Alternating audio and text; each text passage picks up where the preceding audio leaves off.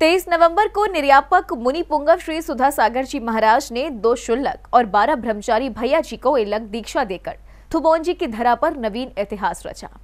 इस दीक्षा महोत्सव के अंतर्गत भक्तों को संबोधित करते हुए मुनि पुंगव श्री ने अपने गुरु को नमन किया और कहा कि यह दीक्षा गुरु आचार्य श्री विद्यासागर जी महाराज की आज्ञा द्वारा ही दी जा रही है। उन्होंने ही सबसे पहले 5 दीक्षार्थी मेरे पास भेजे थे और तब मैं भयभीत हो गया था। सन 1996 में आचार्य श्री ने हमारे जयपुर के अंदर हमारे पास 5 ब्रह्मचारी भेजे थे। फ्रेश ग्रस्त अवस्था था, कुछ नहीं किया था उनका, नहीं ब्रह्मचारी व्रत भी वहीं लेना है, ड्रेस भी वहीं बदलना है। लेकिन 1996 में हमने भयभीत हो गया। मैंने कि गुरुदेव यह कार्य तो आप जैसे महान तीर्थंकरों जैसी चर्या करने वालों का काम है। मेरे जैसा छोटा व्यक्ति, मेरा जैसा छोटा साधु साधक इस दायित्व को मैं नहीं निभा सकता। आचार्य श्री ने गृहस्थ जीवन का यापन करने वाले इन दीक्षार्थियों को भेज कुंडलपुर में मुनि पुंगव श्री को यह आदेश दिया था कि तुमने समाज और तीर्थ के लिए बहुत काम कर लिए, अब संघ के विस्तार के बारे में सोचो। 5 ब्रह्मचारी थे, पैंट शर्ट पे भेजे थे आचार्य श्री ने 96 में। मैंने क्षमा याचना के साथ अपनी लघुता व्यक्त करता हुआ गुरुदेव के चरणों में प्रेषित किए, वापस किए थे। बाद में जब कुंडलपुर में गया तो आचार्य श्री ने बोला अब तुमने समाज के और तीर्थों के काम बहुत कर लिए, अब थोड़ा संघ निर्माण का ब्रह्मचारियों के लिए तैयार करो। जिस समय थे वहाँ सब साधु बैठे हुए थे, उनके सामने ये बात कही। मैंने फिर उनकी तरफ आंख उठा के भी नहीं देखा, मैं उनकी चरणों की तरफ देखता रहा। और फिर आगे की दृश्यों को मुनि पुंगव श्री ने बड़े ही स्पष्ट ढंग से सुनाया और बताया कि किस प्रकार आचार्य श्री ने संघ के विस्तार डालने पर जोर दिया था। थोड़ी देर बाद जब आचार्य श्री कमरे में पहुंचे, मुझे बुलाया, बोले मुझे तुम्हारे हाव भाव से लग रहा है कि तुमने मेरी बात को सुना ही नहीं है। तो मैंने कहा जी, मतलब नहीं सुना। फिर उन्होंने कहा कि क्या मेरा सोचना व्यर्थ है? मैंने कहा व्यर्थ तो नहीं है, लेकिन मैं असमर्थ हूँ। तब उन्होंने फिर उसके बाद चर्चा चलते चलते आचार्य से जब बिहार करके पहुँचे, डोली से कुंडलपुर के पास में हम वहाँ पहुँचे। सामायिक के बाद 1:30 बजे प्रसाद सागर जी महाराज बुलाने आए। अजय सागर जी महाराज वहाँ बैठे थे और मेरे को समझाया कि मैं आपको 3 बार बोल चुका हूँ, लेकिन तुम मेरी बात पर कोई गौर नहीं कर रहे। आचार्य श्री के सामने जब मुनि पुंगव श्री ने असमर्थता जताई तो गुरुवर ने उन्हें आदेश दिया कि ब्रह्मचारी तैयार करो और उन्हें आगे बढ़ाओ। मैंने कहा महाराज जी, मैं अपने आप को इतना समर्थ नहीं समझता हूँ। तो आचार्य ने कहा क्या तुम गुरु से बड़े हो? क्या तुम गुरु से ज़्यादा सोचते हो? गुरु ने जब योग्यता देख ली है तो योग्यता को छुपाना भी अपराध है। ये शब्द आचार्य श्री के थे। फिर मैंने आचार्य श्री कहा, मैंने कहा ये काम आप करें और फिर संघ के जो साधु बने उनको दे देना, मैं रख लूँगा। उन्होंने कहा नहीं, वह रूप नहीं बन पाएगा, जो तुम करना चाहते हो वो नहीं कर पाओगे। मैं तुम्हें आदेश देता हूँ कि तुम्हें ये कार्य ब्रह्मचारी तैयार करो, व्रत दो, ड्रेस बदलवाओ, फिर मेरा तुम्हें आशीर्वाद रहेगा कि उनको आगे बढ़ाओ। मुनि पुंगव श्री ने बताया कि कैसे क्षुल्लक श्री वरिष्ठ सागर जी महाराज और क्षुल्लक श्री विदेही सागर जी महाराज को ब्रह्मचारी से क्षुल्लक दीक्षा आचार्य श्री ने देकर मुनि पुंगव श्री के संघ में सम्मिलित किया था। देखो मेरा सैंपल आपको पसंद आ जाए। 3 ब्रह्मचारी तैयार किए थे। 3 ब्रह्मचारी में 1-2 यहाँ बैठे हुए हैं, एक संघ में है, वरिष्ठ सागर और विदेही सागर। एक इनको भेजा तो आचार्य श्री ने इतने खुशी से इनको आशीर्वाद दे के कहा, आप इनको पढ़ा के तैयार करो। मुश्किल से 1-1.5 महीने नहीं हुआ और आचार्य श्री का मन हुआ कि उन दोनों तीनों ब्रह्मचारी को मेरे पास भेजो, मैं क्षुल्लक बना करके फिर तुम्हारे पास भेजूँ। और ये क्षुल्लक बना करके बाद में ये अभी कुंडलपुर से मेरे साथ हुए हैं।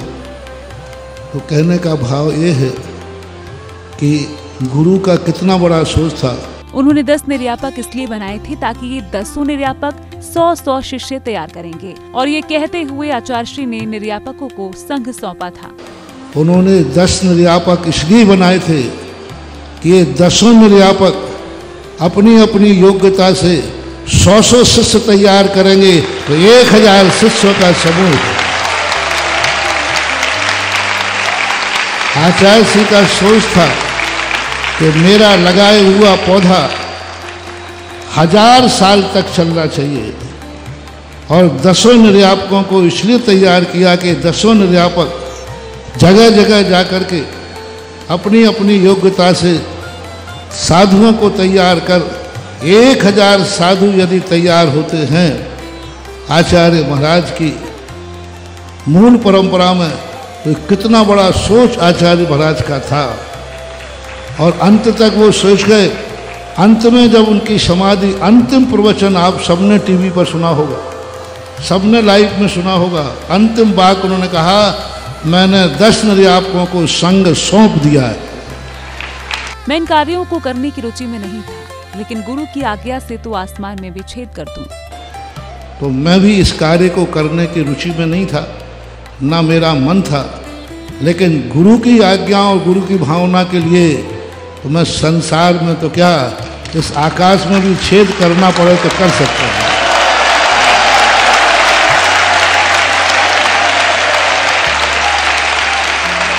मेरे में ताकत नहीं है, लेकिन गुरु की भावना और आज्ञा, आज तक मैंने जीवन में उन्हीं की आज्ञा से सब कुछ कार्य किया है। 40-45 साल जितने भी निकले, सब गुरु की आज्ञा के बिना एक कदम भी यहाँ वहाँ नहीं उठाए।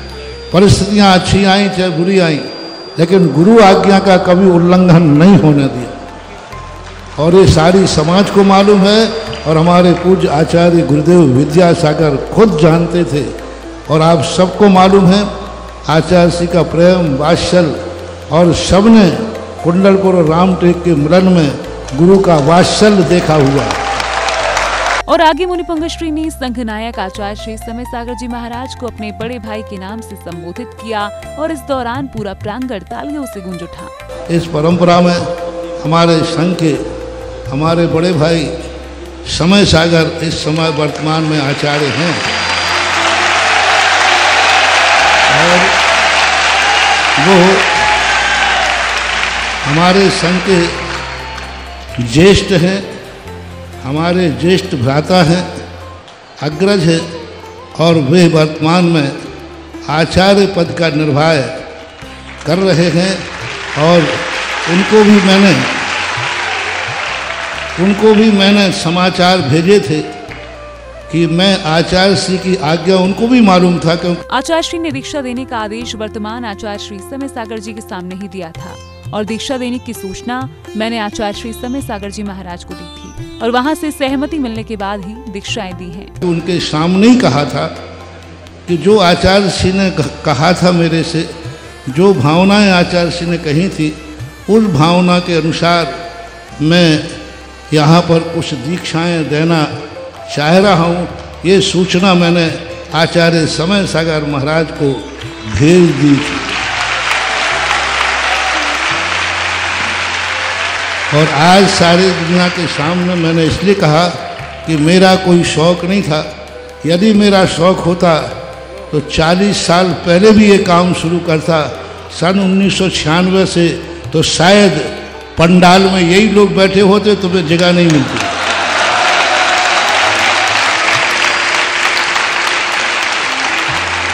जैसे अभी सुरेंद्र भारती कह रहे थे, लेकिन मेरा कोई मन नहीं था। लेकिन पूज्य गुरुदेव की आज्ञा के कारण। मुनिपुंगा श्री ने आगे बताया कि 14 लोगों को दीक्षा देने का भाव बना है और इन दीक्षार्थियों में मुक्ति का बीज रोपते हुए अलग दीक्षा देने का निर्णय लिया गया है। इन सभी लोगों को 14 लोगों को, और गुण स्थान 14 ही होते हैं। 14 गुण स्थानों को मान करके आज तीज है। तीज को मेरी दीक्षा हुई थी तो आचार्य ने कहा था तीज मुक्ति का बीज।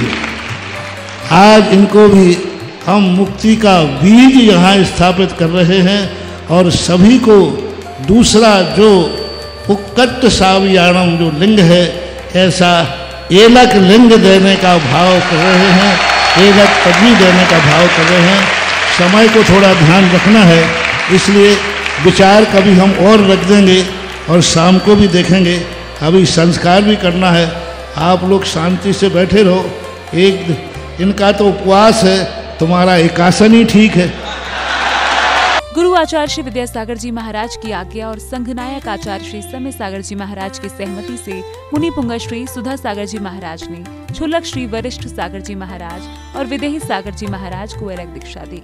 वहीं 12 ब्रह्मचारी भैयाओं को भी अलग दीक्षा देते हुए मोनू भैया को अलग सुज्ञान सागर जी महाराज, सोनू भैया को अलग सुयोग सागर जी महाराज, अक्षय भैया जी को अलग सुमेध सागर जी महाराज, अतिशय भैया जी को अलग सुबोध सागर जी महाराज, विवेक भैया जी को अलग सुमय सागर जी महाराज, कमलेश भैया जी को अलग सुधर्म सागर जी महाराज, अंकित भैया जी को अलग सुयश सागर जी महाराज, संयम भैया जी को अलग सुदया सागर जी महाराज, सुयश जैन भैया जी को अलग सुगुण सागर जी महाराज, आशु भैया जी को अलग सुविवेक सागर जी महाराज, अंकुर भैया को अलग सुशांत सागर जी महाराज और राहुल भैया को अलग श्री सुचेतन सागर जी महाराज की उपाधि देते हुए अलग दीक्षाएं प्रदान कर आचार्य श्री के संघ का विस्तार किया।